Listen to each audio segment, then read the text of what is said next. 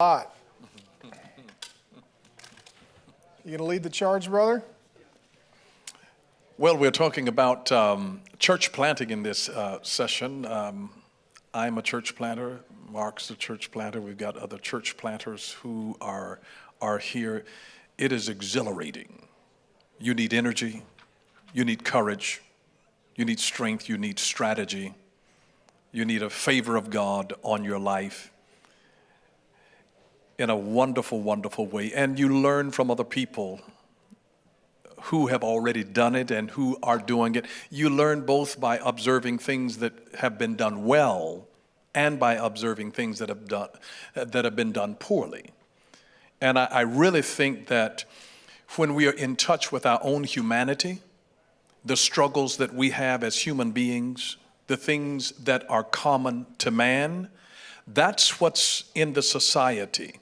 I discovered that we don't necessarily connect with people based on our successes, but we connect with people hugely based on our failures. And this is one of the reasons that angels do not have the capacity nor the commission to preach the gospel of the Lord Jesus Christ, because they've never been redeemed. It has only been given to mankind to preach the gospel because we've had to be redeemed by the blood. And so when we think about the very kind of people wherever God might call us to plant, we need to always be in touch with our humanity and to know the struggles, the things that are common to mankind, are dealing in the very places where we're going to plant a church. Because here's the deal: whatever is in the society, the church is nothing but a microcosm of that society. And if you've got people with issues that struggle with pornography and alcoholism and drug abuse and anger issues and depression and chemical addictions, if that's in the society, you're going to have a certain segment of that in the church. And to just be aware of that this is not a bubble of where you get people that don't deal with the issues of life, but we deal with a very real and living book that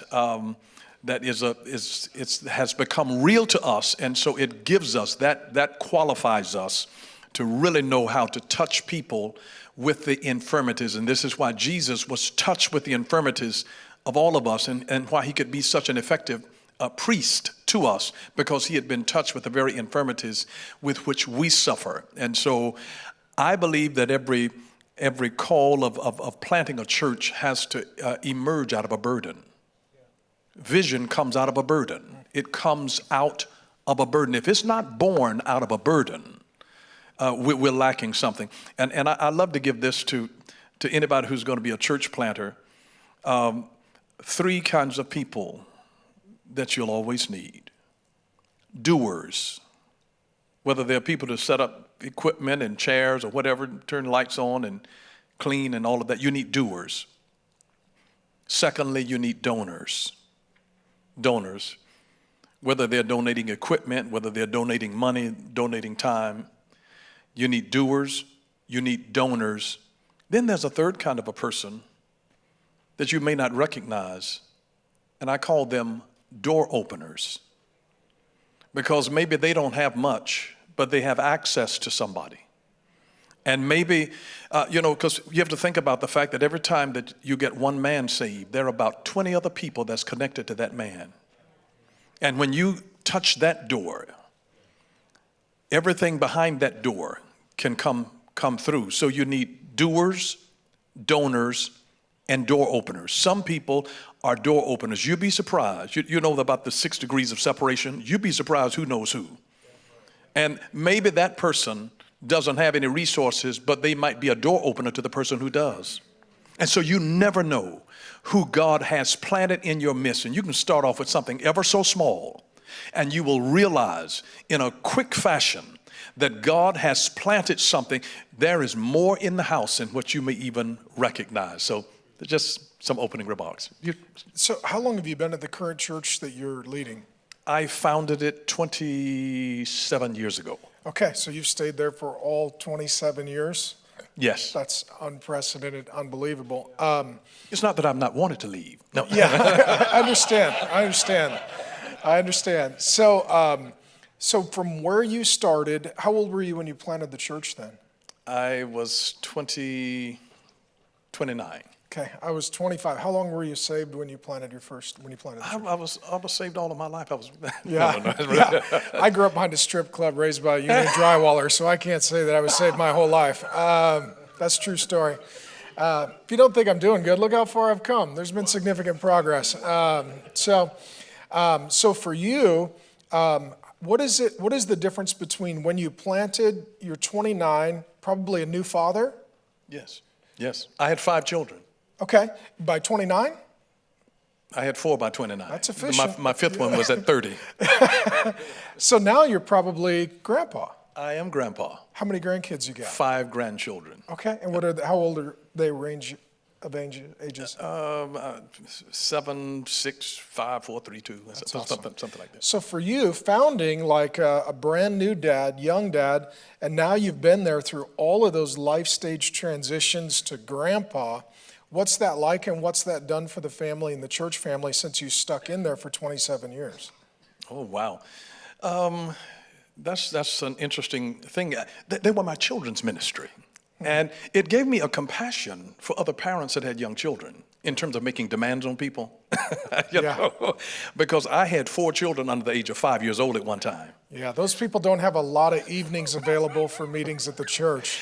Yeah. Absolutely. And, you know, the culture has changed. It was very, very easy to do church back then. When you opened a church, now the church, because of how they communicate, the church has not necessarily decreased, but it has decentralized in that they are watching from the digital world.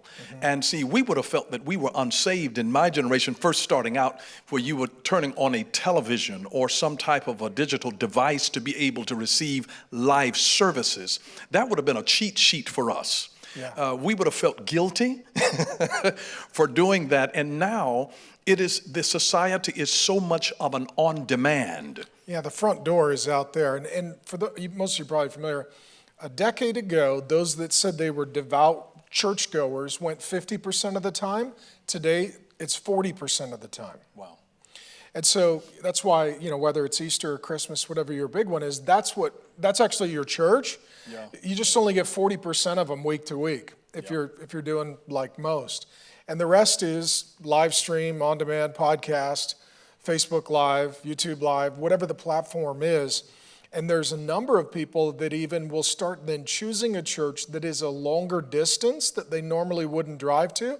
But they're like, well, I'll attend one and I'll watch from home at one. But if I had to go every week, I wouldn't necessarily make that drive because of the distance. Yep. Yeah, that's another thing. See, I built a big campus. My sanctuary seats 4,200. Wow. So that's... How many years ago did you open that facility? I opened that one in 2003. So that was right before multi-site and video exactly. and all the proliferation. If you had to do it again, would you build a big room or would you go multi-site or would you send out planners or do all of the above? Now knowing where technology's at versus where it was. Yeah, I think had I known then what I know now, I would have done multi-sites. I still probably would have had a fairly large central campus just for special events and to be able to serve high schools that we do huge funerals that a police officer is killed, some kid is killed, some community football, asset. you know, all of that kind of thing.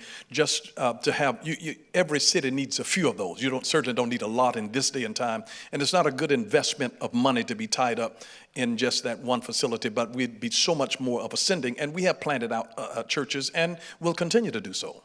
So for you, there's kind of two kinds of apostles. There's like Paul, who's very itinerant and on the move, and then there's like Peter, who sets up shop with James in Jerusalem. And so for you, what do you think the difference is for if they're planters or they're working with planters, figuring out, am I like the Peter, I'm going to stay here 27 years, or I'm Paul, I'm going to get it up and move on and send them a letter knowing it's a mess, but it's not my mess, Yeah, that's how we got the New Testament. Yeah. Yeah, and I think to a large degree, a lot of people end up doing some combination of that. The whole world, our society has become much more transient. It was a time, years ago, it was the norm that you grew up in one church, you stayed there your whole life. Generations. Yeah, generation. They baptized your children, your grandchildren, and all of that. And now you're transient. You're moving, you're halfway around the country now. So we've got people that still want to feel connected to us, and then they're in California. We have people live streaming every week from Japan. The society has become so transient that you used to be born in a community, you lived there, you worked there, you died there, and now you're in one city for 5 or 7 years, you move to another city, you're another city, you're another city. So families are that way. With militaries, with jobs now, people are much more ready that will accept a job and take them away and have no regard as to a commitment to a local church as a factor to stay in a city. Yeah, and I think you're right. I think even for those that are believers, maybe even mature believers, the last thing on their punch list for the move or the relocation or the life change is a church family. They just assume they'll find one when they get there. Right, exactly. That's correct.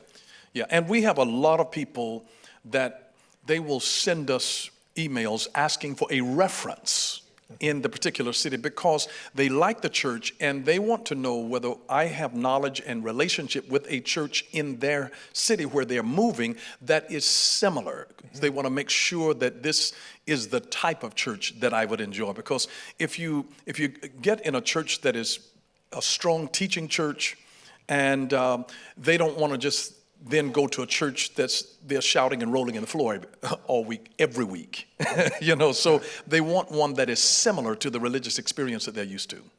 Well, and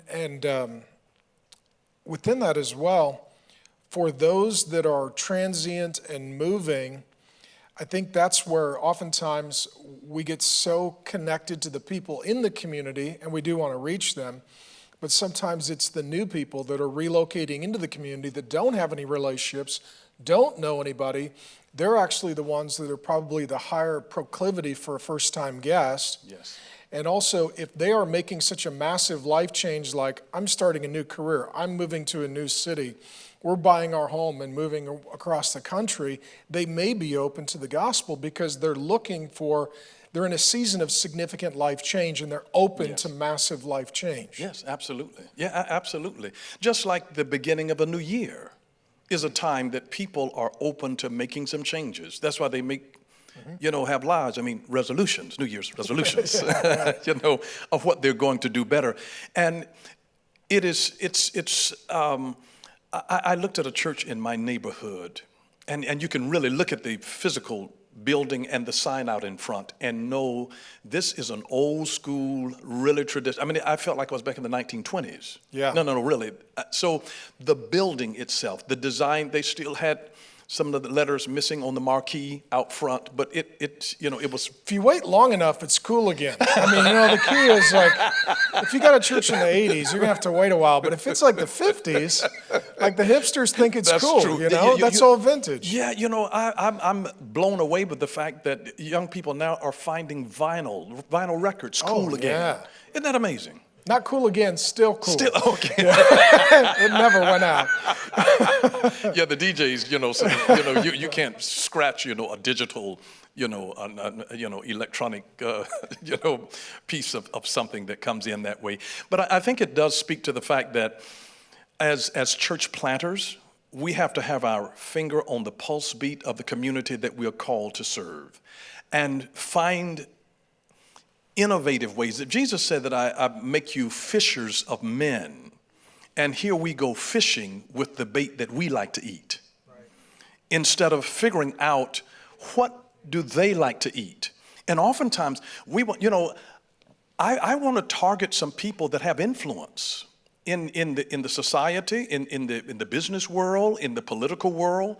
Because once you get some of them, then you bring a whole nother level of people. You influence those that they influence. If we can teach them and do that. Suppose there was a president of a nation that's sitting in your congregation. I wish that our president had been in your congregation? I don't know if I wish that. No. I mean, before they come in office, okay, just so, okay, yeah, before they get there, so that they could have been discipled by you and have a biblical worldview, and that they understand the things of Christ. It tempers their spirit. I mean, what an incredible blessing before they ever get in office and public notoriety, to have the privilege of being able to shape their minds before any of that happens. So with a church planner, for example, if we're going to be innovative in reaching them, he said, I'm going to make you fishers of men. There are different ways that fishermen do things. I mean, one of the reasons that they fished at nighttime was because the waters were dark and the fish couldn't see the net in the water. They would swim right into it. Well, if I didn't grow up in the fishing industry, I wouldn't know that. But a seasoned fisherman, he knows that they can't see the net in the water, and he fishes at nighttime. And he knows that they have peak times of particular fish being gathered in certain places. He knows where to go. He knows the kind of bait that they eat. It was a seasoned fisherman that told me this. He says a lot of people want big fish, but they are fishing for big fish with the bait that only small fish eat. And he says the big fish are what you call bottom dwellers. And he says they eat a different kind of bait. But he said to me, both the small fish and the big fish both eat shrimp. Now, I wouldn't have known that unless I was talking to a seasoned fisherman who goes out and does spear fishing and all of this kind of thing. So they learn certain things. So it causes, if we're going to reach people, planting churches and be relevant in a community and not just another church by the side of the road, it takes innovation. And here are a few things that I would say that every innovator has to have, that's going to engage our creativity. We are made in the image of Elohim, creator God. And if we're going to be creative and innovative, there must be a problem to solve. And clearly we have the problem. We've got a problem. That's why we need the church. We have a problem. There must be a problem to solve. Secondly, you must have limited resources. If you got too much money, your creativity is stifled. Necessity is the mother of invention. So you have to have limited resources. If you really want to have high creativity, you get ready to start a thing. It's Apollo 13. You know? Yes. You're like, we're up here in nowhere, and we want to get home, and all we got is whatever's on board. Yeah, absolutely. And so I've seen people that didn't have, what do you do when you don't have a mega church budget, but you've got to still create something that is engaging for kids? The lower your budget, the higher your creativity. So there must be a problem to solve. There must be limited resources. Number 3, there must be a willingness to fail. A willingness to fail. You got to be a risk taker. Some things are going to be edgy. And I'll say this, it's very difficult to reach the sinner and please the saint at the same time. So when you take tactics to reach the sinner, the saint is going to say, because they think that you're secularizing the church and doing some things that are sacrilegious. It slaps them in the face. How dare somebody have coffee in the sanctuary? And they get offended by something that they would never have done in their church. So you have to have, there has to be a problem to solve. You have to have limited resources. You have to have a willingness to fail. And number 4, you have to have a crazy idea. And if you've got that crazy idea and have the willingness to fail, and you've got limited resources, and you got a problem, you are a prime candidate to be incredibly innovative and creative in whatever God has called you to do. And it forces us, I think, to have a dependency on God. I don't think that God would give us the smarts to just be able to go through a program and figure out how to plant a church without there inherently being hidden problems that God hid in that whole process that would cause us to be stumped and scratching our head. Why would God give us a fabulous story and then write himself out of the script? I mean, he's going to edit himself into the script of our lives where this is the God factor. Every church planter is going to run into some things. I don't care whether it's county officials, city officials, some stuff that you have no control over. It's going to be over your head, where you won't either have the influence or you won't have the money. And you're going to deal with some boneheaded individuals. It could be a cantankerous person on your board, somebody that you just ask that the Holy Spirit would just take out, and it would be so much easier. And I just hate it when sometimes God moves on people to leave your ministry, and they were good people and serving people. And I said, no, Lord, I'll give you 3 of this other kind of person over here. You know? But that one will stay there. And sometimes those are the people, I think, that develop us the most and that teach us to depend on the Holy Spirit more than anything else. And we really find that God creates a masterful testimony. Sometimes I think that our idea of what God is doing in our life is too small. We think that he's trying to write a story when he's really trying to create a legend that brings ultimate glory and honor to him. Well, on that innovation, I was thinking about it with the multi-site, which is a lot of the church planting energy today is going toward multi-site. I think there's traditional church planting, there's church revitalization, and there's multi-site. I think it all fits under the rubric of church planting, because what it is, there's not a vibrant church there, but when God is done, we want there to be. Right. And so those are the 3 ways to get there. But I think, if my memory is correct, I think it was Larry Osborne at North Coast in San Diego area, Carlsbad area, that pioneered multi-site. And his was, they're in an area that's affluent. It's hard to get a lot of land in San Diego area. And so they outgrew their auditorium. They ran multiple services, but they still didn't have space. And at the time, they were in a small, dumpy facility. They've since moved into a nicer space. But they had some really not impressive buildings. They almost looked like the roll-up door, storage shed kind of places. And they started treating those as overflow, just by necessity, because they couldn't get any more people into the room.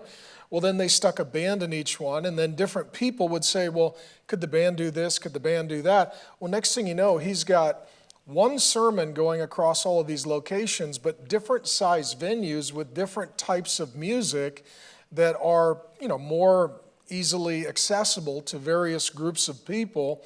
And what he ends up with is a multicultural, multi-site, multimedia, multi-size, just because he couldn't afford a big room. Yes. And out of that, we get something called the multi-site movement. And I would attribute much of that to Pastor Larry Osborne. But again, just like you're driving, he's a good man. He's so fatherly in his heart. I love him. I love him. It's like walking around with the book of Proverbs. Yeah, it is. Yeah. Maybe that's why I love him. I do.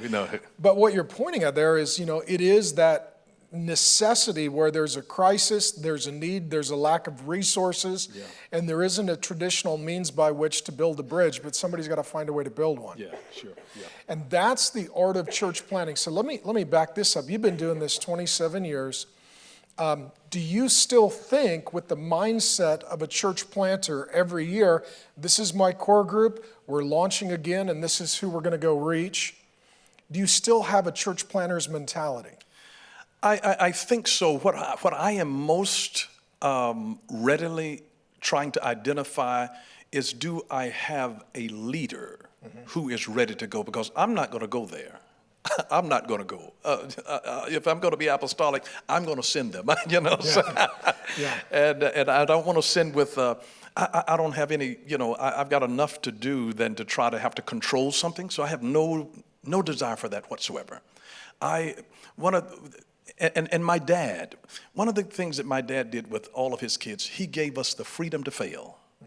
How liberating is that? To be given resources and to be given the freedom to fail. What did that look like with your dad?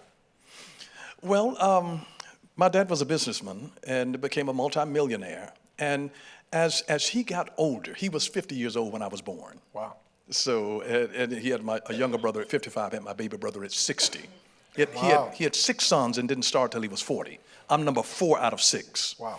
So as he was transitioning, preparing the business, Martin Luther King's mentor was a man by the name of Dr. Benjamin Elijah Mays, who happened to be the president of the college that I went to and the president of the Atlanta Board of Education. He was, and my dad and Dr. King were friends.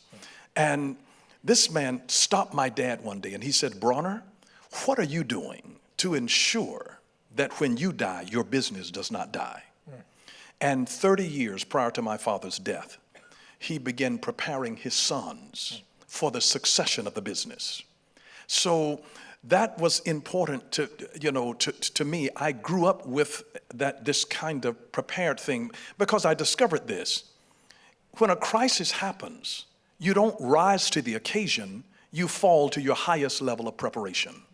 So I'm here trying to say, how do I prepare the next generation or the next leader that God has matured? You don't pick fruit until it's ripe. And if you put the wrong leader, properly placed people prevent problems. Now that's the most key thing. If you build great facilities and put the wrong personnel there, it's a mess. You get a beautiful house, beautiful business, beautiful ministry, and put the wrong leader there, and they will make a mess of it. Put the wrong guy on a good soundboard. That is a perfect example. That's a perfect example. And for the longest, I thought that something was defective without, equipment until I brought some real sound engineers in, and they made my system sound like I had never heard it before. Yeah. And I'm like, this is our equipment, and that's the same thing. Is finding that guy who knows how to make the sound of it right. So personnel is key. Everything from my standpoint there, you heard John Maxwell, I've been on his board for 20 plus years, that everything rises and falls on leadership. So it's about identifying the right leader who's ready. When they mentioned in Romans that I am ready, there's a significance of burning. How do you know that something is ready? It's got to be burning. The fruit has to be ripe. And that's when you pick that and say, okay, I don't want to plant this until I have the right person in mind that God wants to blossom in this particular another area of town. So for the folks that are dealing with church planting networks, church planting movements, they're assessing church planners. You're almost like that college draft board, right? Everybody run your 40, what's your high jump? Let's get your numbers and let's try and rank out the class. What would be the things for you now, being in it 27 years as a senior leader and being a spiritual father to many spiritual sons, that you look for to see if they are ready to be deployed? Because I think in church planting, sometimes we have their gifting ahead of their preparing. Yeah, that's true. Yes, that's so true. That's a great question. I immediately, number one, I want to look to see, do they have the character to be able to sustain the call? Because when you capacitate somebody that doesn't have the character, it's so basic stuff like love your wife, yes. Sexual self-control, no addictions, no self-indulgence. Yes. And there's some people that who unashamedly, they are so gifted, they have no concern over their character. It's like, because they're gifted, it's like it doesn't apply to them as though they were above the law. So do you see maybe sometimes in maybe charismatic Pentecostal world more of a focus on the gifts of the Spirit than the fruit of the Spirit? Oh, absolutely. Yeah, people will overlook the flaw as long as they can, they don't care what kind of flaw a winemaker. If I'm an alcoholic, and if you can make good wine, I don't care whether you beat your wife or not. I just need the juice. And so, and we've made it that way. We see it more readily with what is acceptable in Christian singers, in their character, as long as we like their music. Yeah, the preacher needs to pretend that they're holy. The worship leader, they don't even necessarily need to pretend. No, right, really. Yeah. No, because they like the music. They will still buy the music. The person can have a moral favor, whatever. They just like the music. So I look for character. I look for competence. I look for calling. What kind of competence factors would you look for in leadership? Yeah, their whole ability, number one, to be able to manage their temper. A person can be highly skilled, but if their temper is out of control, they can't be trusted. It's because they will destroy. When they get mad, reason goes out of the window. Anger, in a moment of anger, you can destroy years. In a moment of anger, it's better to, when a person can discipline their own spirit, it is greater than a fortified city, one who can even take a city. So to look at that, because there are going to be things as a pastor, as a church planner, you'll be dependent on somebody who will fumble the ball, and I can't tell you, the time that you want to You want to cuss the sound person out because they're doing something, and yet you have to keep smiling because you realize you're on camera, and it takes control to do that. And in this day and time, where people have brought recording devices into the service and are posting it into meetings, yes, into staff meetings, yes, into board meetings. yes. I mean, there's one large church pastor, I won't divulge their name. I love them. They're good, great people. Their critics got jobs with the cleaning crew to come in after hours in the church to get documents, scan hard drives, and steal data, seeing if they could case build some sort of negative narrative in the media. Wow. I mean, so we tend to think of this in terms of, securing of data and such for political parties or businesses. But, it makes sense if there is an enemy. Oh, wow. That it would happen in the church. Wow. Oh, that's evil on a whole nother level. Now, that is evil.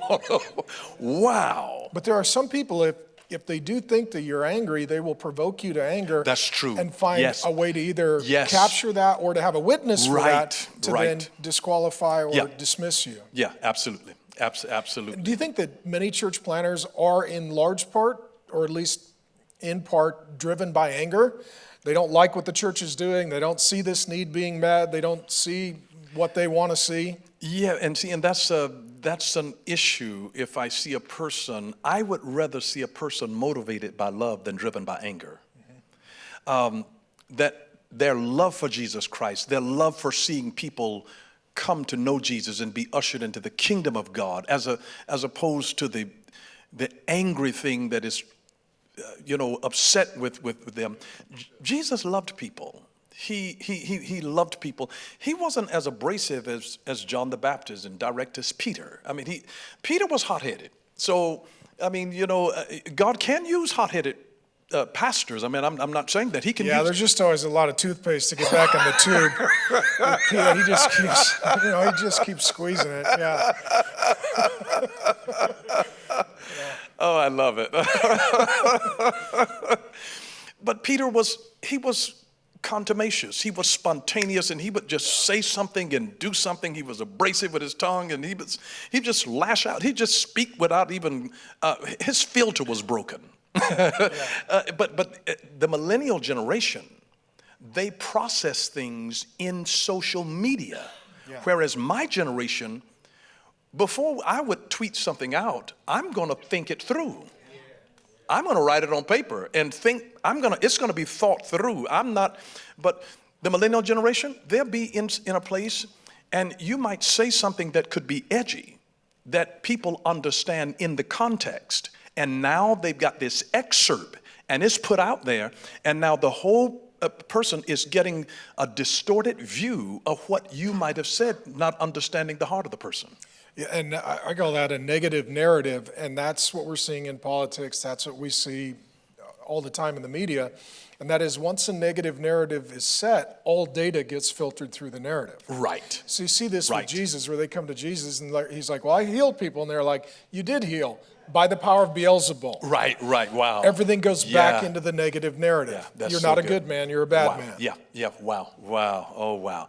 And so real quickly though, sir, for the church planners or those that are working with church planners though, talking about social media, public presentation of data, that line between the senior pastor being the spokesperson for the organization, yet having their own political or social or moral issues. I think that's a whole nother area, especially for church planners, that like when you started, that wasn't part of the job description. That's exactly correct. That's right. And I think in this day and time now, it's good to find somebody, another young person, just bring them on as a volunteer, part-time or something, and let them handle the social media image of the ministry. And the critics and responding to genuine questions. Absolutely, absolutely, because it's tricky. It is tricky, and sometimes we can't respond to those things from our own world and perspective. Everybody has blind spots. Everybody has blind spots. That's why we have mirrors, so we can correct ourselves. A spouse is a mirror. Close friends are mirrors. And so when focus produces blindness. Whenever you're focusing on building the church and I got to do this, you're going to be so focused here. And it's going to be the wife that's saying, our daughter needs your time. I can tell she misses you. And they will just gently, they're letting you know, you're blind to this other area because I know you're doing all of this and you're God's mighty man of power. But the trash is piling up and I saw a bug in it. Yeah. And they help to keep us grounded. So we need people that sometimes understand marketing and how the general public hears. Because they don't hear what you say, they interpret what you say through their own filter, their own lens, or whoever has created the narrative about it. And things are not, I don't know whether you notice it or not, but in movies and on television programs, miniseries and all of this, they do not characterize pastors in a positive light.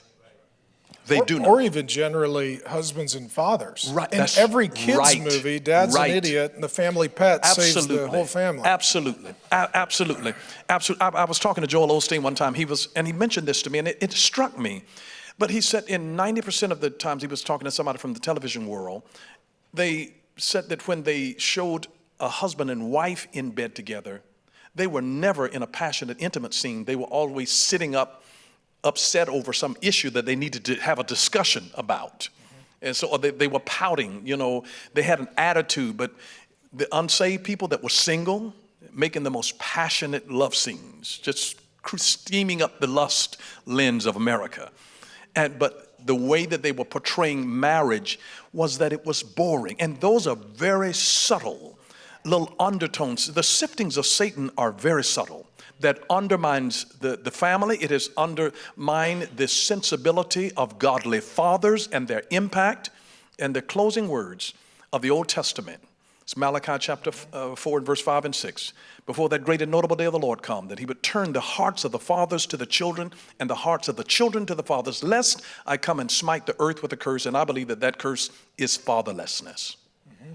And so within that too, when we're talking about setting up a church family, what do you think for the church planner? I mean, I always say this, that there isn't a job description for the church planner's wife, but you're talking a lot about family, carrying forth values, integrity of marriage. All of that is sort of in the core of the church family. Sure.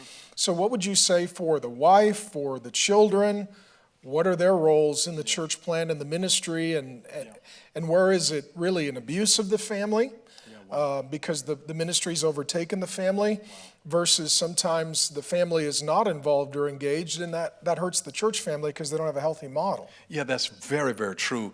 I would tell any church planter, if your spouse is not on board with it, don't do it, because you're going to need their help. You need their... A divided house don't stand. Somebody said that. Yeah, right. Yeah, absolutely. Yeah. You totally need the help of your spouse. You need this, and so you feel God calls the couple? Yeah, I do.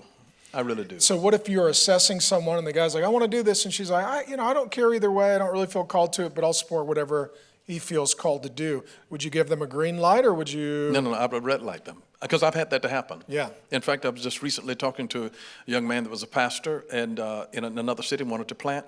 I said, how does your wife feel about it? First question I said, how does your wife feel about it? And he says, she's not really feeling, she's not with it right now. And I said, if she's not with it, don't you be with it until she is. Yeah. I said, because you're going to need her help, and that will be a thorn in your side. And yeah. I grew up, my dad modeled that for me so well, and he lived by this motto, that no amount of success can compensate for failure at home. That was my dad's motto.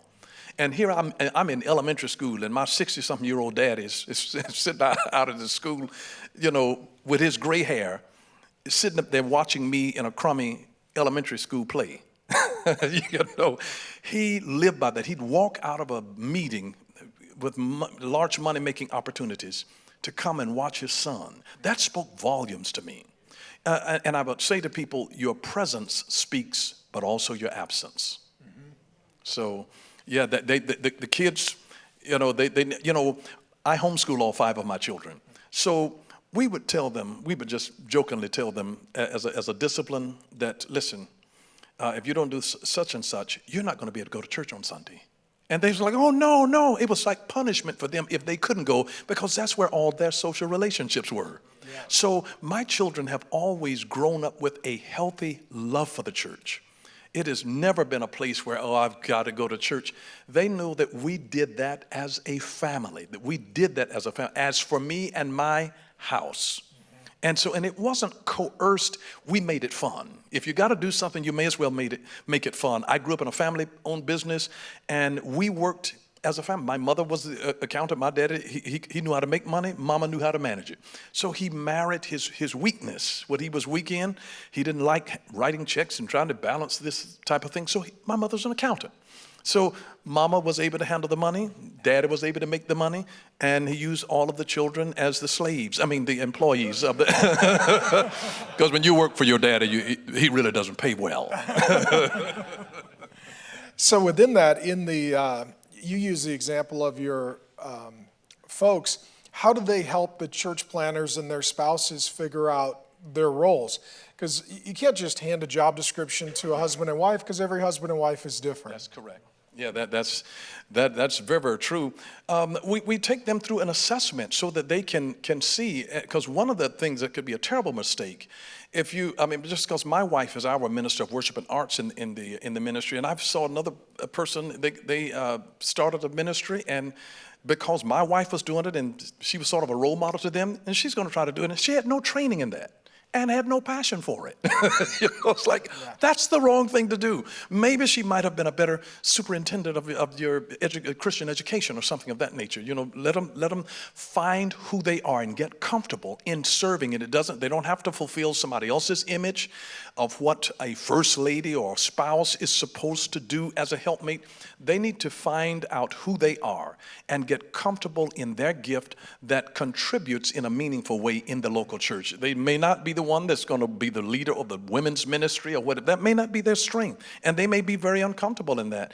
And I never even coerced my wife into that. I wanted her to do it much earlier than what she did, but I calibrated where she was and allowed her to move into that at her own pace. And I would say, so my wife, Grace, her daddy was a pastor. Her daddy went to Dallas Seminary here in town.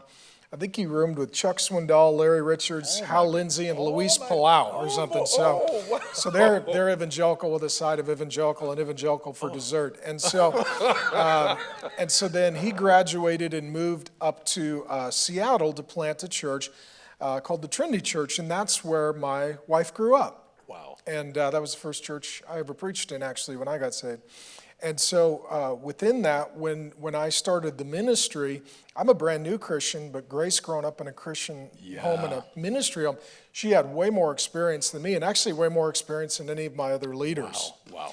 And one of the mistakes that I made early on was not running a lot of the leadership decisions, who we trust, who we don't, by her. Yeah. I don't know about you. I've seen that some people can fool me, some people can fool her. It's hard to fool us both. Yeah, that's true. The discernment is very much stronger together. And so when we started the first church, we did Bible studies together. We taught pre-marriage together, because she liked to do things with me as a married couple. Yes. As we had a bunch of kids, she got very, very busy. Wow. Being a mom, and so she wasn't actively engaged or involved in the ministry. Sure. Yep. And the ministry suffered as a result. We went to plant this newest church. It was actually the kids' idea. We'd come through a hard season. We took 18 months off. We'd relocated to the Scottsdale, Phoenix area. Mm-hmm. And my kids called a family meeting, my teenage sons, and they said, Dad, we miss your preaching. Wow. You and Mom started the first church before we were born. We didn't get to really be a part of it. Why don't we do this one as a family? Wow. That's so good. I was like, oh, okay. So good. That actually sounds fun to me. Yeah. Like we all love Jesus, let's serve Jesus. Okay, I can sign up for that. And so we called a family dinner and prayed and fasted and talked about it and just decided we're going to plant church. So then I told the kids, all right, architect it. So they named it. Wow.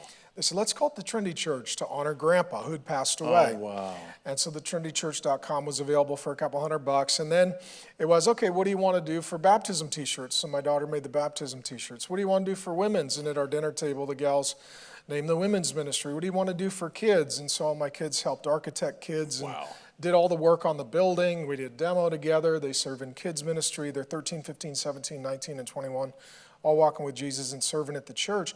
But the difference in this one, it was interesting. I think it was Larry Osborne was over for dinner. He's one of our pastors. We love him very much. And he asked the kids, what's different? And my daughter was 13 at the time. She said, well, at the center of our new church is our family, and we all serve together, and then all the other families come and serve with us. So the church family is just a big extension of our family. And I thought, for a 13-year-old girl, that's a good insight. Yeah. But what she says is, at the center of the church, culture has to come from somewhere. Yeah, wow. Right? Wow. And if it doesn't come from you and your marriage and your family... You've got a successor for ministry already in your house. Yeah. Oh, I believe I do. Yeah, they've started talking about that. Wow. Yeah. So, but it's like culture has to come from somewhere.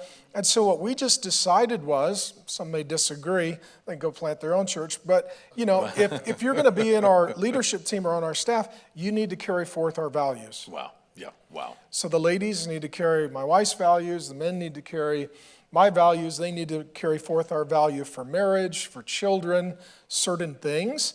And if you don't have that, what you end up with a board or a staff team that is fighting over what the culture is or what the value is. Yes. And it's not coming out of a healthy family system. Absolutely. Which then makes it difficult to have a healthy church family. Yes, absolutely. Yes, absolutely. You know, to me, the church is a family of families. Would you say, I agree, would you say that, let me ask you this, because your dad was a business guy.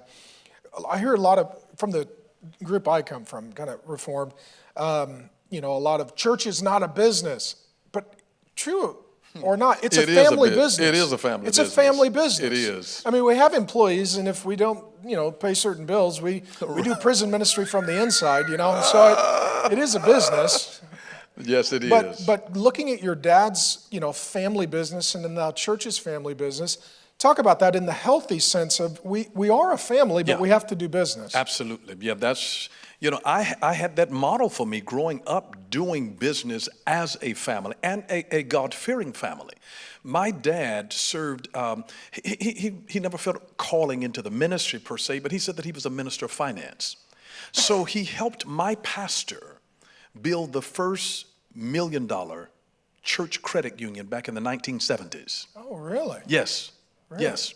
So, and he encouraged us. I had to open an account there. All of my brothers opened an account there. And my daddy told me, he says, whatever you put in there, he said, I'll match it. So I developed a nice little nest egg because it was a deal too good for me to pass up. And I was a hoarder. So I would put my money over there as frequently. I mean, so I learned that from home, but working in the family business. And so when it came time to do church, we did church as a family as well. And I tell you this, my children now, my 5 millennial children are the greatest assets that I have, particularly in keeping me relevant and understanding of a culture that I'm called to reach. Yeah. Well, and within that, isn't that the Old Testament pattern for ministry with the Levites? Yes, it is. It wasn't, Absolutely. Hey, kid, you're 18, get on an airplane, go to another state. Absolutely. But actually, you're going to do like John the Baptizer did. You're going to grow up in a home that's doing Levitical priestly ministry and then just carry that forward. Absolutely. And somewhere we lost that. And there is a form that's nepotism, but then oftentimes it's neglect. Yeah, right. Absolutely. You know, I mean... I was thinking about it like your kids, my kids, the kids of those who are leading or planting churches. I mean, my kids are on the ground floor of a church plant. You know, as teens and 20-somethings, which means, you know, there is no class that's equal to being there day one to plant the church. Absolutely. Yeah. Oh, absolutely. Yeah. And so some of your greatest ministry could come out of your kids and your legacy and your grandkids. Yes. Oh, absolutely. And all of that legacy down the road. Absolutely. Now, we've got a couple of church planners here, Vince and Michael here. I want to just hear some input from you guys as what it has been your greatest experience, or what is it that you wish you had known or done differently? You go first. I'll take his. We're going to stand, sit. I'm going to sit. I'll sit with thee. Honestly, there is no class to teach you how to be a church planner. It's really not. So honestly, sitting here for the last hour, being a pastor, listening to tried and true wisdom has just been amazing. Because in the back of my mind, I've been a church planner for the last now 13 months, but I've been in full-time ministry for 20 years this year. So I started actually when I was 12. So, don't tell the teenagers or the young people in your church that they can't accept the call of God on their life, because there was someone in the church that I was growing up in that allowed me to operate in ministry as well. One thing we have to fight today in this time is that although the times have changed in the sense of people want things instant, principles haven't. And so in a time where people expect microwave process, we have to be comfortable with the crock pot process that comes with ministry. And so becoming, comfortable with being uncomfortable. I grew up in a mega church my entire life, served on staff at that mega church. And honestly, growing up in that mega church, it was almost like the Mr. Miyagi, wax on, wax off, because you don't understand the lessons that you're learning along the way. The greatest gift I believe that was given was a wise mentor told me to be content in whatever season I was in. So in the back of my mind, there wasn't this, I can't wait till I get out here and pastor. It was, God, thank you for the season that I'm in.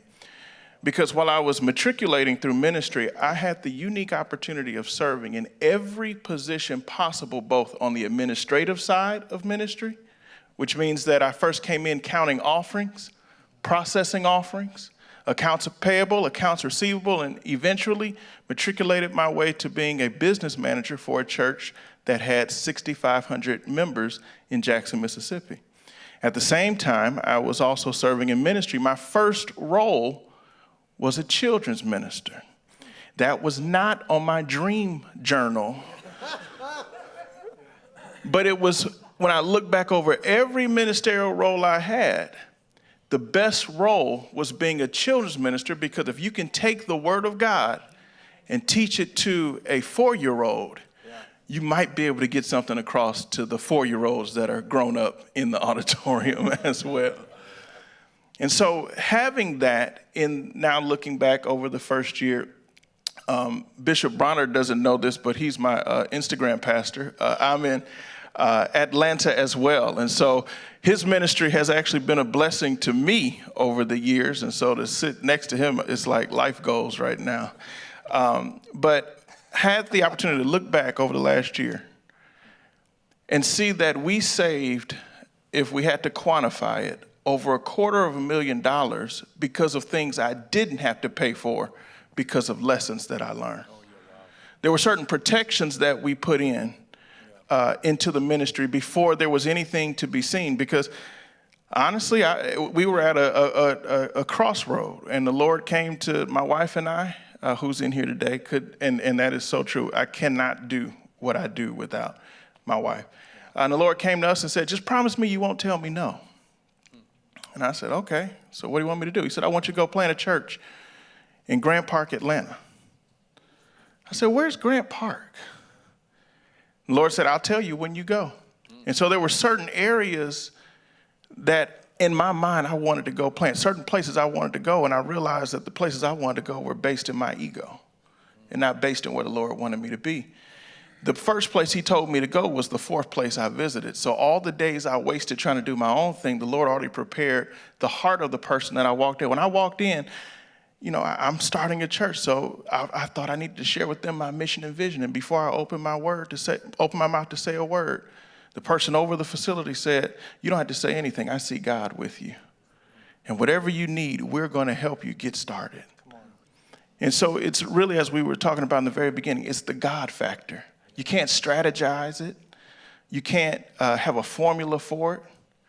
If God called you to it, he's already sent the provision for it. One thing that we can't get moved at is the numbers. And because of the social media age, there has been an advancement of what I call the sin of comparison. You know, you think you had an amazing service and everybody was shouting until you get on social media and they do a crowd shout of Bishop Bronner's church and you say, oh, I'm not called.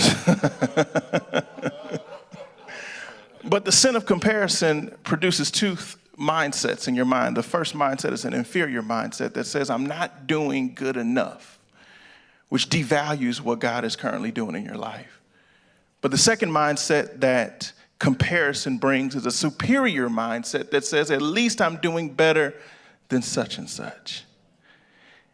Either one of those mindsets don't honor God. And so as and if you're looking to plant or if you are planting, I believe that 1 Corinthians chapter 3 and verse 10 in the King James, it says, take heed to how you build, not what you build. In Ephesians 4:15 in the New Living Translation, it says that we need to be mindful that we're building and working together so that in the end we can be, number one, healthy. That's twofold. Health of the organization is predicated on the health of the leader. And so as you're starting, and however you start is the foundation that you're setting. One of the places that I love to visit and to frequent, we have an area right, I would say, in northern Atlanta, Cobb County. It's just called The Battery. And 6 years ago, I was running during the construction of the Battery around it. And the Lord had me look at the Battery when they began to break ground and to lay the foundation. And the Lord said, what do you see? And me being a spiritual person, I said, dirt. He said, no, tell me what you see. I said, trees. He said, I want you to see with the eyes of faith. What do you see? And then I looked, and in my heart, the Lord said, I see $1 billion investment. And he taught me a lesson in that moment about, in your natural eyes, it might look like dirt, it might look like rubble, but what God is pouring is something greater than you could have ever imagined, so stay faithful.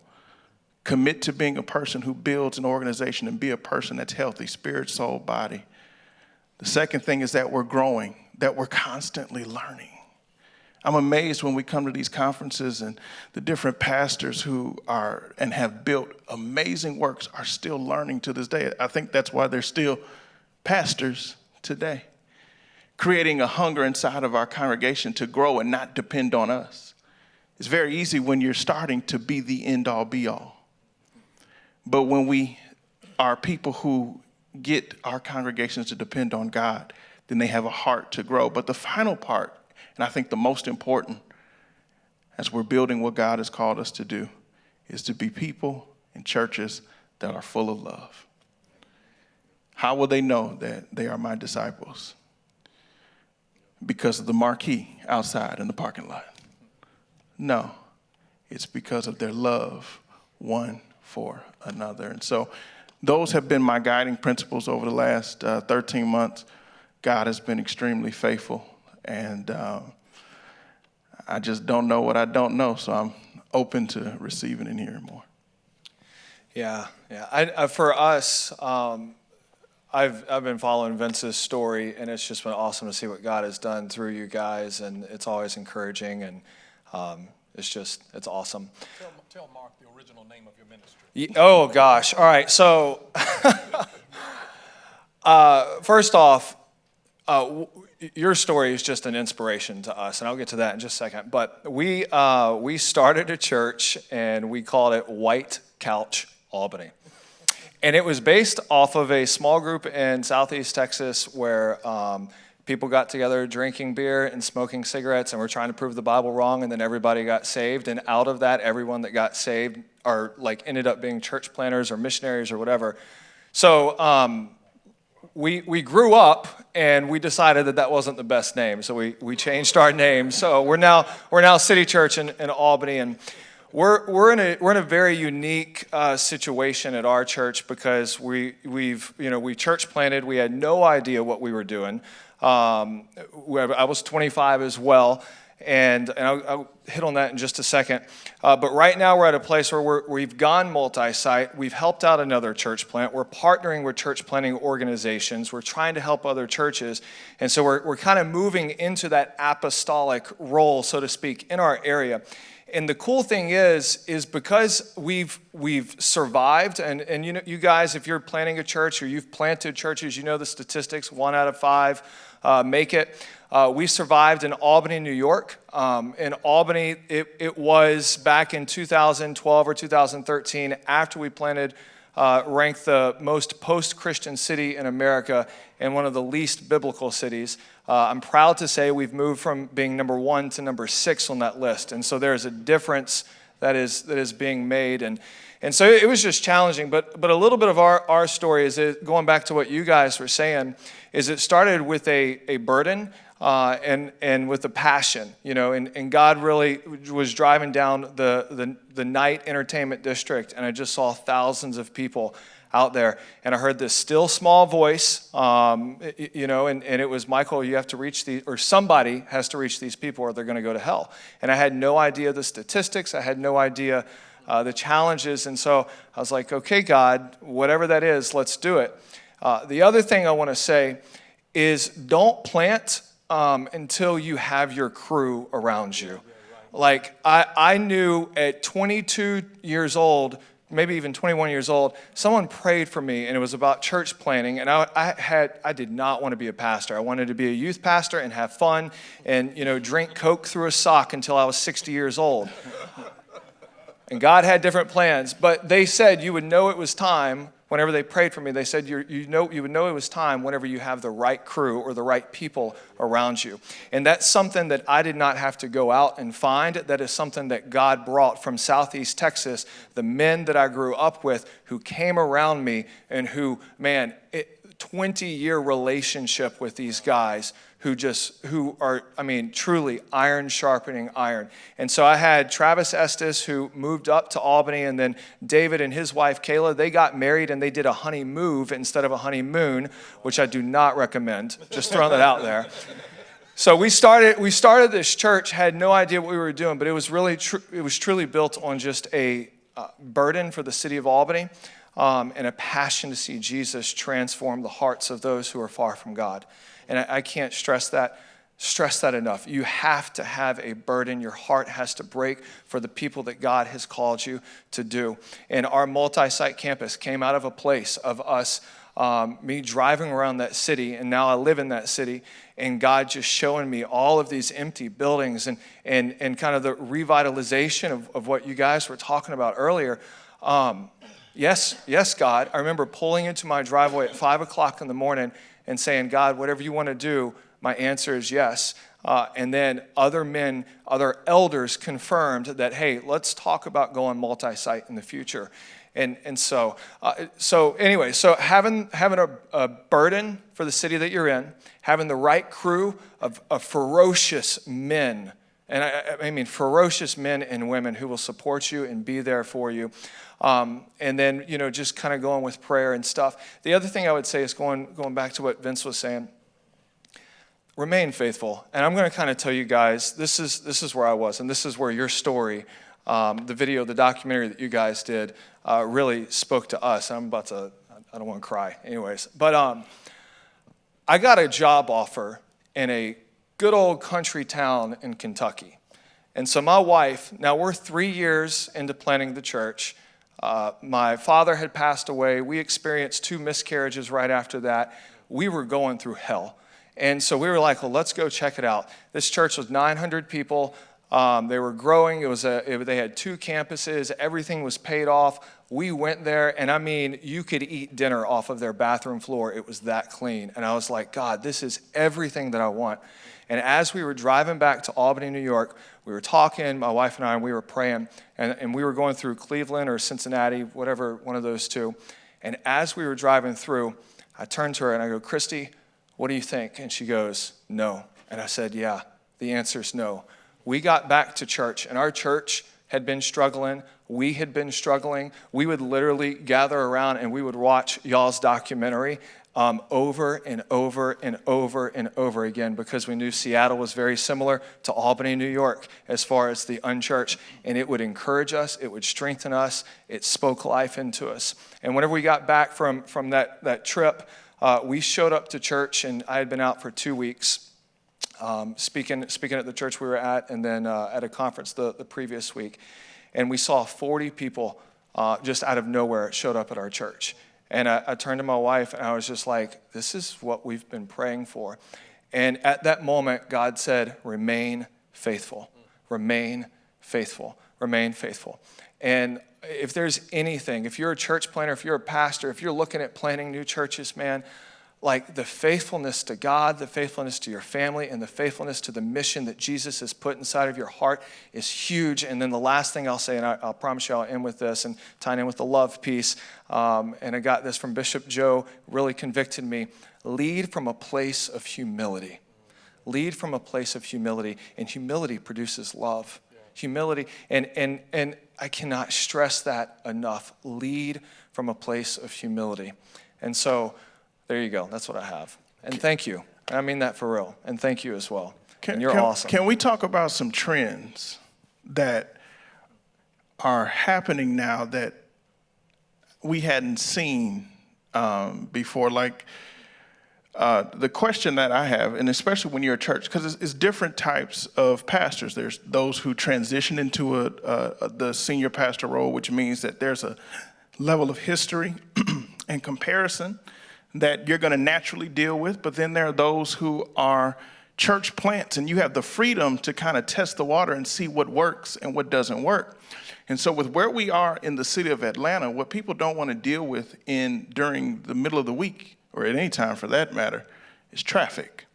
And so the model that I grew up with was Sunday morning service, midweek Bible study, different rehearsals and things that happen throughout the week. So you're requesting people to come to your building more than Sunday morning. Well, the traffic was just a no-go. I tried.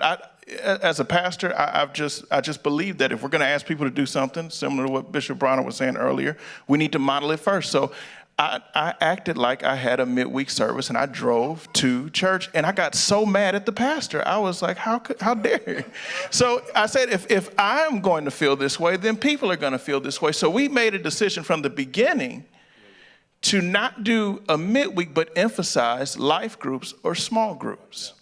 Discipleship, or as we were talking about earlier, the gems that we heard at the beginning were just spot on, because as Bishop Bronner again said, it's not that the church is decreasing, it's decentralizing.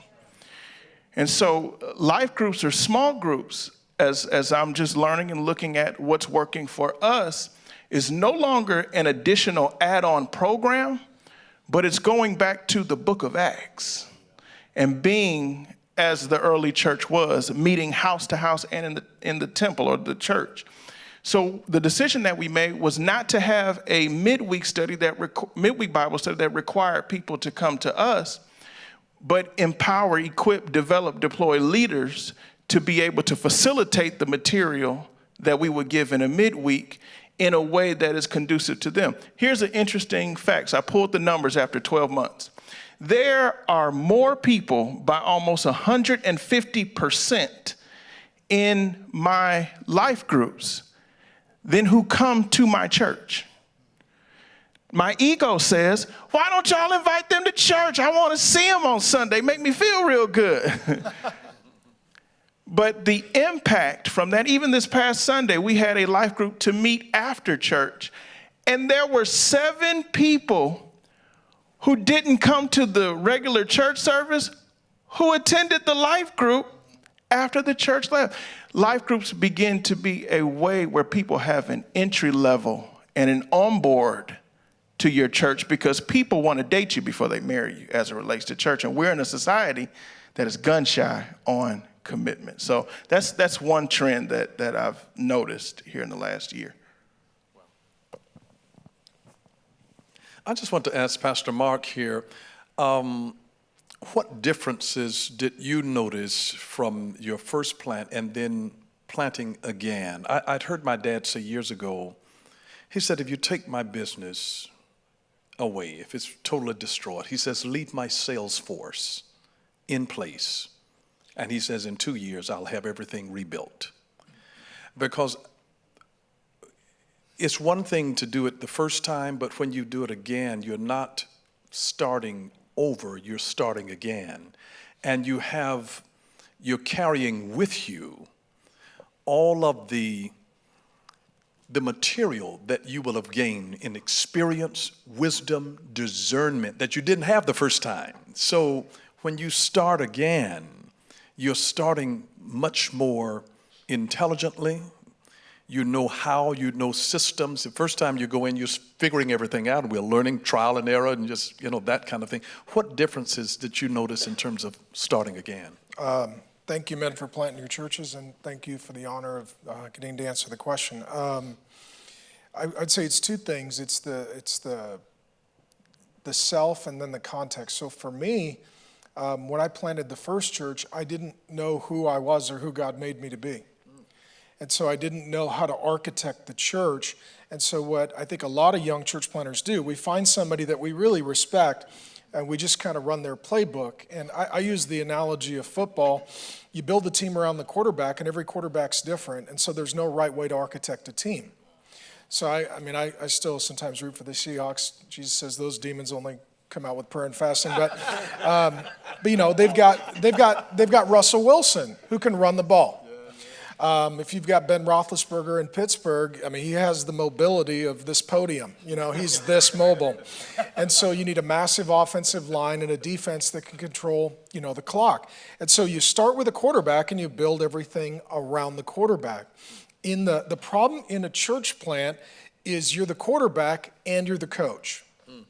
And so the problem is if the quarterback walks out on the field and says, I'm the most important person on the team, and you all exist for my success.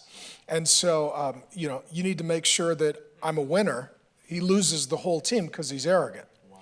If he walks out in the field and says, hey, I'm just part of the team, I'm just one of the guys, but, he gets his leg broken like Joe Theismann, the whole team suffers.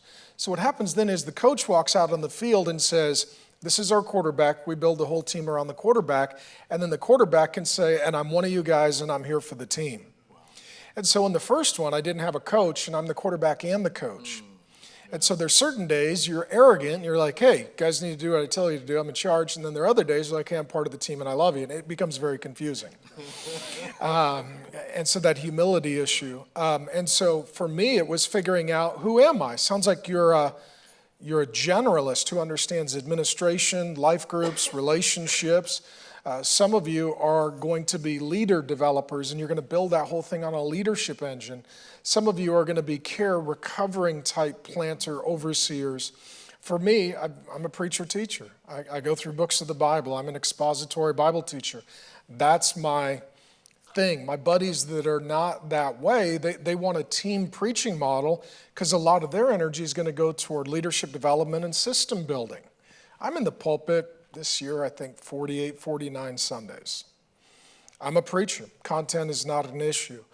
Counseling is a situation. It's a hot mess minus the hot. Because I give you a sermon, whether there's 1 or 1,000, you're just going to get a sermon. So, and so for me, I think the first one is you don't know who you are, and when you're in ministry for a little while, you're like, that's me, that's not me. That was my mentor, and I appreciate them. But I'm not that quarterback, so I can't run that playbook. And then the other is context. I say there's 4 kinds of cities, at least in America, people plant in. There's college towns.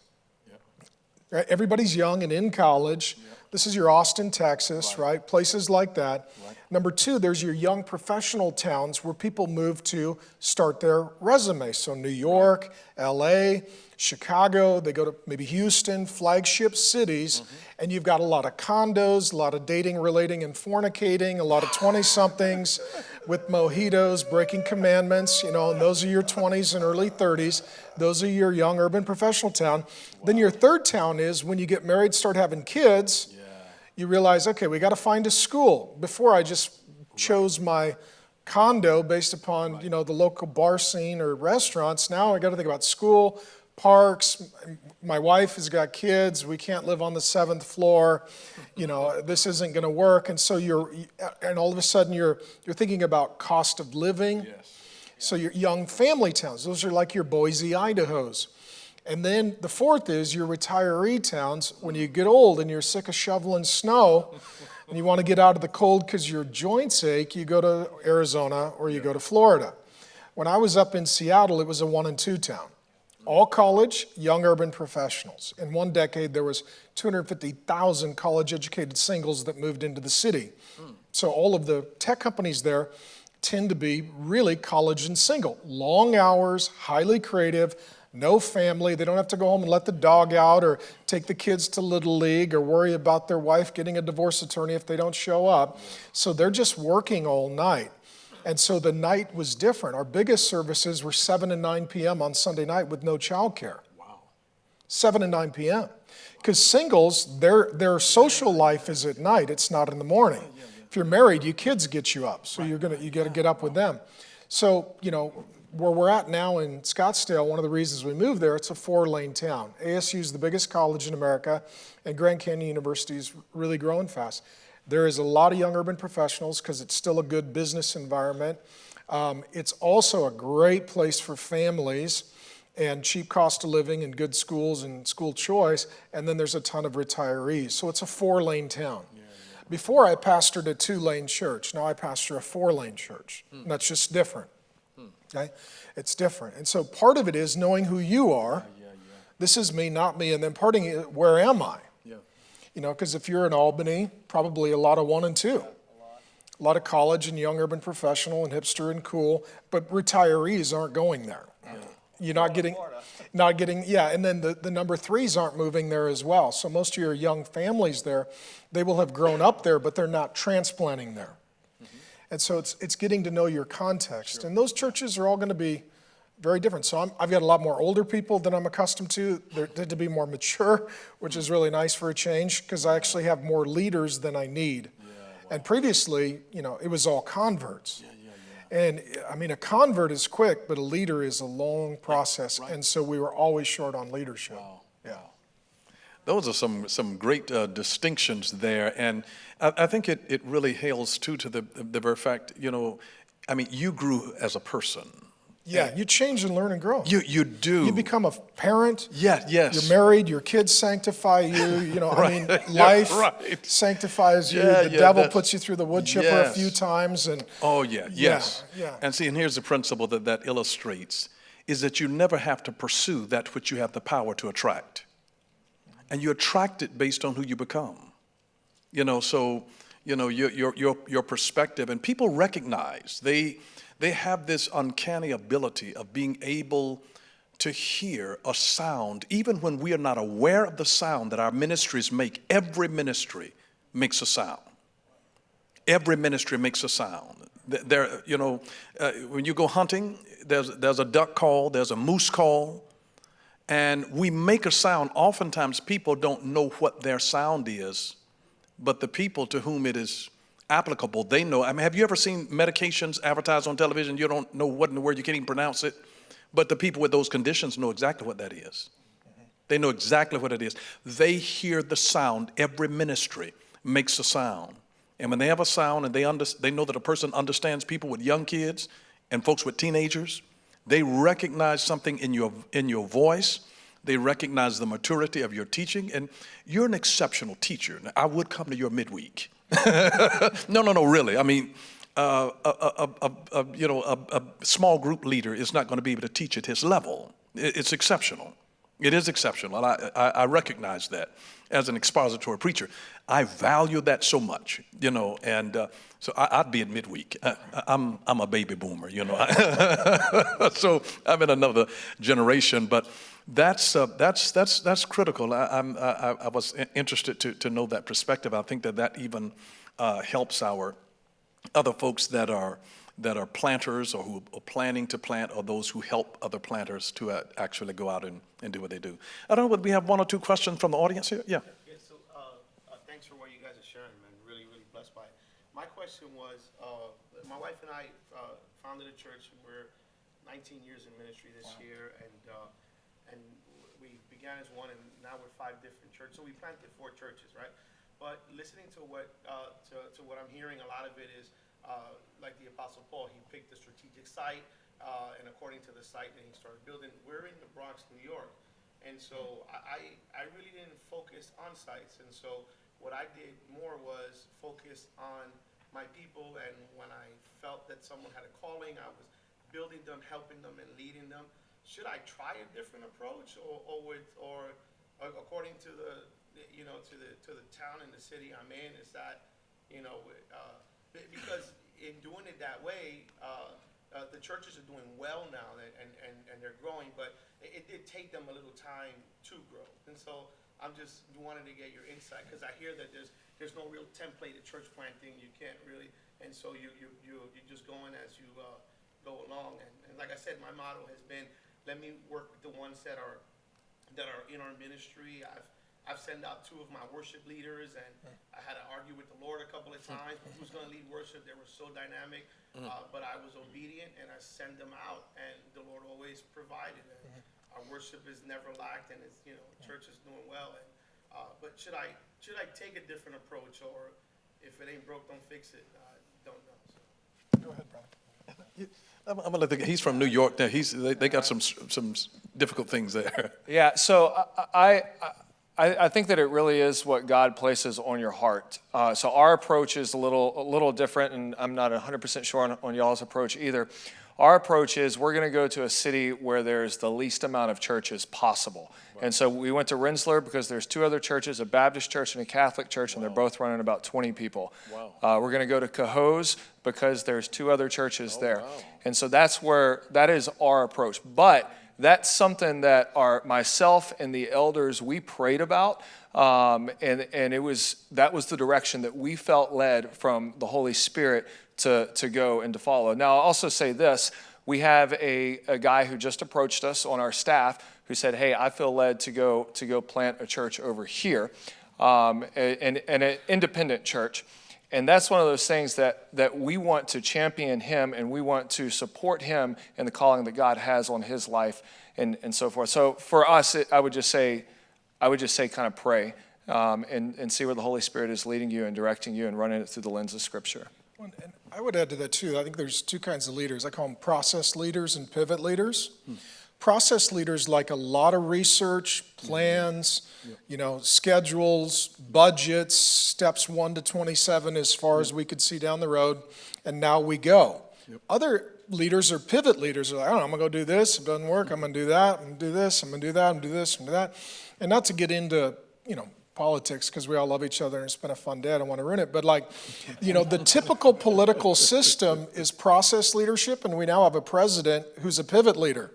I love North Korea. I hate North Korea. We're going to tariff you. No, we're not going to tariff you. And you're like, what is he doing? He's like a guy who doesn't stop moving his feet, and if the door is closed, he just keeps hammering along the wall until one of the doors opens. And so sometimes a church planner is a pivot leader. They're just going to go, hit a wall, turn, hit another wall, figure it out as you go. And some are going to be process leaders. And God uses both. Yeah. They're like Chris Hodges with the ARC Network. He is a process leader. Absolutely. He is a genius. Yeah. Finances, their growth track, their church planning strategy for ARC is remarkable from a process standpoint. Sure. It's unbelievable. He's a process leader. Yeah. Other folks, like you read the Apostle Paul in the New Testament, he looks like a pivot leader to me. He's like, I went there and there was a riot, so I'm not there anymore. You're like, okay, well, make the adjustment. And just knowing again who you are and who God made you to be as a leader, and just saying, that's who I am. And some of you are process leaders, some of you are pivot leaders, and it sounds like you're a pivot leader. Sounds like you're more of a process leader. A pivoting process leader. So you'll create a new process. Hey, this doesn't work. Let's do the process over here. That's awesome. That's awesome. Well, I think that's great. Always, I would just say this closing thought to always check your spirit to see what burden that you have. Remember Nehemiah.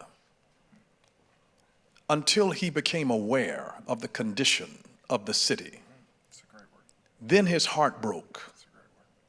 The city was in ruin, but until he became aware of it, drive around it, see it, Learn of it, learn the conditions of it, and see whether there is a particular yearning or burning or brokenness that God brings you. Because if he gives you a burden, sometimes I'm not called to do everything. I have a burden for families.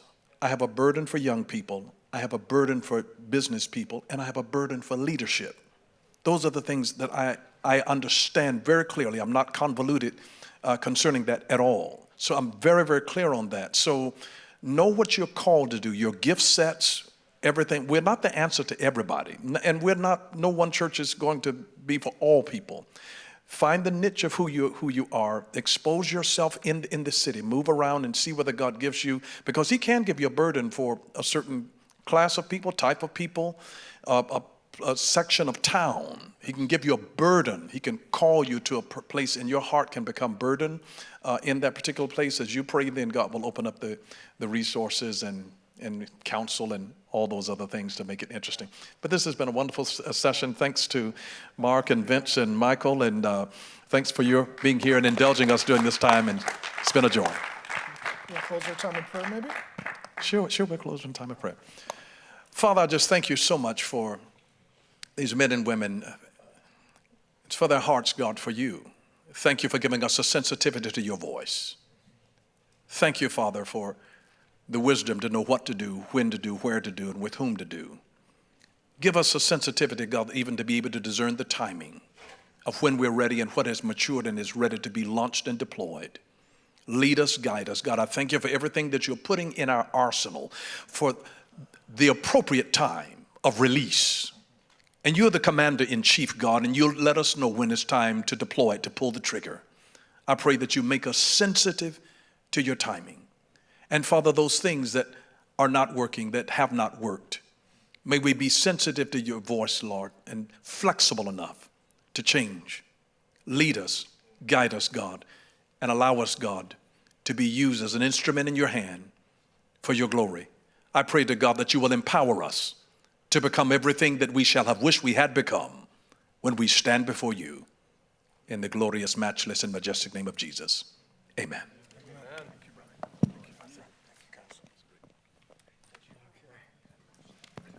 Wow, that was amazing. Let's give them a hand. Fantastic. Even if we just had this session, it would have been worth the whole summit. So tonight we start at 7 o'clock sharp. We have two powerful speakers, John Hammer and Harry Jackson. There is flyers out there to show you where the restaurants are. They're all in proximity to this building here, 5 minutes away. So we'll look to see you for worship at 7. Bless you.